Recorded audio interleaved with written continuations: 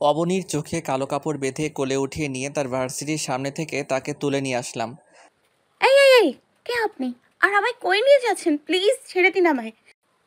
জানেমান, তোমায় ছাড়ার জন্য তো কোলে নেইনি, তোমায় আমার সাথে নিয়ে যাওয়ার জন্য কোলে উঠিয়েছি। প্লিজ ছেড়ে দিন, আমি আপনার সাথে কোথাও যাব না। তোমার যেতে হবে না, আমি তো আছি তোমায় নিয়ে যাওয়ার জন্য। তোমায় আমি নিয়ে যাচ্ছি, তুমি জাস্ট চুপ করে কোলে বসে থাকো। না না, আমি চুপ করে থাকবো না।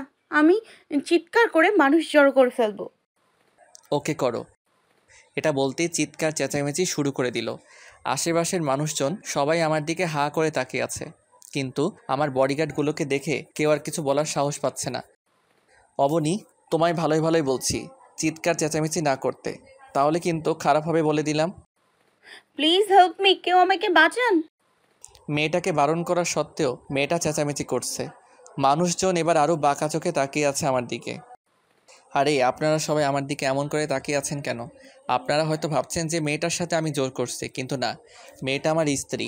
সে আমার উপরে অভিমান করেছে, তাই তার রাগ ভাঙানোর জন্য একটা সারপ্রাইজের আয়োজন করেছি, তাই তাকে নিয়ে যাচ্ছি। তখনই অবনী চেঁচিয়ে উঠল। প্লিজ হেল্প মি, এই লোক আমার কেউ না, সে আমায় জোর করে নিয়ে যাচ্ছে। অবনীর কথা শুনে সবাই আমার দিকে চোখ পাকিয়ে তাকিয়ে আছে। না, মেয়েটাকে আটকাতে হবে, না হয় কেলেঙ্কারি হয়ে যাবে। তাই না পারতে অবনীর ঠোঁটে চুমু বসিয়ে দিলাম। এবার অবনী ধস্তাধস্তি শুরু করে দিয়েছে। জোর করে তাকে নিয়ে গাড়িতে উঠে পড়লাম। ড্রাইভার গাড়ি ড্রাইভ করছে আর আমি অবনীকে কোলে নিয়ে জড়িয়ে ধরে আছি। সে তো চেঁচিয়ে পুরো দুনিয়াদারি একত্রে করে ফেলছে গাড়ির ভিতরে। না, মেয়েটাকে এইভাবে থামানো যাবে না, না হয় মানুষ বলবে মেয়েকে কিডন্যাপ করেছি আমি। আবার সে আগের পদ্ধতি অবলম্বন করলাম। অবনীকে নিজের বাহুডোরে শক্ত করে জড়িয়ে ধরে ওর ঠোঁট জোড়ায় নিজের ঠোঁট বসিয়ে দিলাম। এই চুমু খাওয়াতে একদম ঘরে এসে পৌঁছেছি। তবে আমার কোনো হদিস নেই, আমি অবনীকে চুমু খাওয়াই এইভাবে মগ্ন হয়ে পড়েছি যে বাসার সামনে কখন আসলাম তা নিজেও জানি না। স্যার, বাসার সামনে চলে এসেছি। ড্রাইভারের ডাকে হুঁশ ফিরে আসলো। ওকে, তুমি গাড়ি সাইড করে রাখো, আমি ওকে নিয়ে বাসায় ঢুকছি। অবনীকে নিয়ে বাসায় ঢুকে পড়লাম। অবনীর হাত পা ছোটাছুটি করা তো বন্ধ নেই। আপনি আমায় কোথায় নিয়ে এসেছেন? হ্যাঁ, প্লিজ আমায় ছেড়ে দিন না, আমি বাসায় যাব। তোমার হবুর বাড়িতে তোমায় নিয়ে এসেছি। আজ থেকে এটাই তোমার বাসা।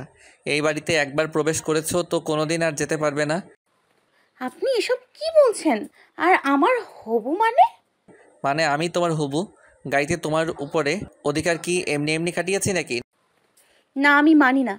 আপনি আবার হবু হতে পারেন না। না মানলে আমার কিছু করার নেই, তবে এটাই মাথায় রাখো, তুমি আমার বউ, তুমি এই বাড়িতেই থাকবে। তুমি হাজার চাইলেও এখান থেকে পালাতে পারবে না। এবার আমি চললাম, আমার কাজ আছে। ও হ্যাঁ, তার আগে চোখের বাঁধনটা খুলে দেই। তারপর অবনীর চোখের বাঁধনটা খুলে দিলাম। তাকে কালো কাপড় বেঁধে এই জন্য এনেছি, সে যেন পথ দেখতে না পারে, কারণ সে যদি পথ চিনে যায় তাহলে সে পালিয়ে চলে যেত। চোখ খুলে দেওয়ার পর সে অবাক দৃষ্টিতে আমার দিকে তাকিয়ে আছে।